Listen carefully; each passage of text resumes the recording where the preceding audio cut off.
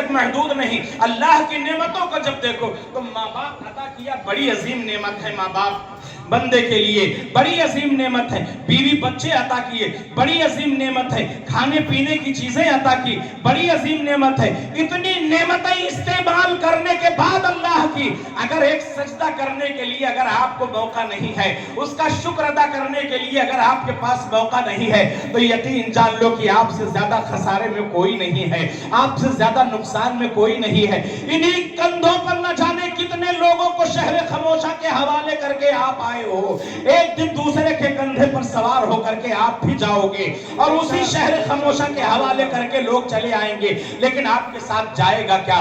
آپ کیا لے کر کے جاؤ گے؟ اے اسلام کے شہزادوں, اگر جائے گا تو آپ کا عمل ساتھ میں جائے گا, اگر جائے گا تو آپ کا ایمان ساتھ میں جائے گا, اگر جائے گا تو آپ کا عقیدہ ساتھ میں جائے گا. نعمتیں استعمال کرتے رہے, لیکن پروردگار عالم نے کس نعمت کا ذکر قرآن عظیم میں فرمایا ہے؟ اذکروا نعمت اللہ علیکم. کیا یہ کہا کہ اے میرے بندے میں نے تجھے آنکھ دیا ہے, میری آنکھ کا دی ہوئی آنکھ کا ذکر کر؟ نہیں نہیں. کیا تجھے ہاتھ دیا ہے, میرے دیے ہوئے ہاتھ کا ذکر کر؟ نہیں نہیں. تجھے کھانے پینے کی چیزیں دی ہیں, اس کا ذکر کر؟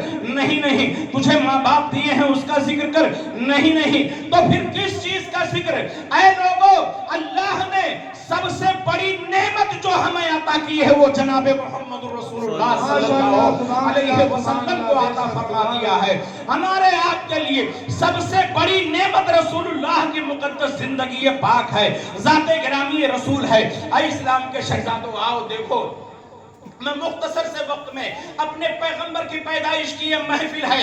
اے لوگو, آنے والی کل کی جو شب ہے, اسی شب نے لوگوں کے مقدر بدل دیے ہیں, اسی شب نے دنیا کا نظام بدل دیا ہے. آنے والا مکہ کی سرزمین پر جناب عبداللہ کے گھر جب وہ عظیم و بابرکت شخصیت جلوہ بار ہوتا ہے, تو انہی کے قدموں سے سارا عالم گل گلزار ہو جاتا ہے. مصطفیٰ ذات کریم کی بارگاہ وہ عظیم بارگاہ ہے. حضرت آمنہ فرماتی ہے کہ پیدائش کے وقت سے پہلے میں گھر میں اکیلی تھی, اور اکیلی میں تنہا محسوس کر رہی تھی, اور درد ذہ کا احساس ہو رہا تھا. بچے کی پیدائش کا وقت تھا.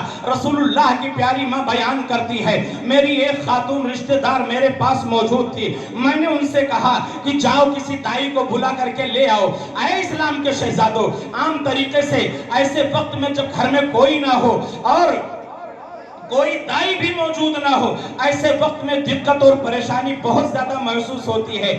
عورتوں کے عجیب حالات ہو جاتے ہیں. حضرت آمنہ رضی اللہ تعالیٰ عنہ فرماتی ہیں, میں نے اپنے خاتون رشتہ دار کو بھیجا اور کہا جاؤ مکے سے دائیوں کو بلا کر کے لے آؤ, جو دائی ملے اسے لے آؤ میرے پاس میں, اس لیے کہ رسول اللہ کی پیدائش کا وقت قریب آ گیا تھا. اللہ کے رسول صلی اللہ علیہ وسلم پیدا ہونے والے تھے. اے لوگوں, وہ رشتہ دار خاتون ایک دائی کے یہاں پہنچتی ہے, دستک دیتی ہے, اور دستک دینے کے بعد میں نے کہا کہ کیا معاملہ ہے؟ کہا چلو جناب عبداللہ کے گھر بیٹا پیدا ہونے والا ہے, ان کے یہاں بچے کی پیدائش کا وقت ہے, چلو تمہاری ضرورت ہے. کہا وہی عبداللہ جو اس دنیا سے جا چکے ہیں, آنے والا بچہ تو یتیم ہوگا, یتیم کے گھر سے ہمیں کیا ملے گا؟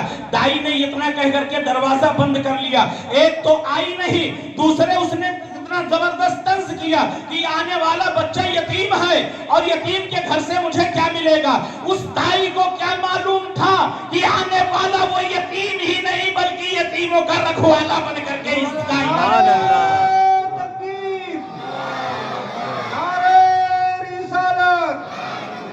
جشن عید میلاد النبی مسلک اعلی حضرت نعرہ تکبیر. حضرت آمنہ فرماتی ہیں کہ وہ دائی وہ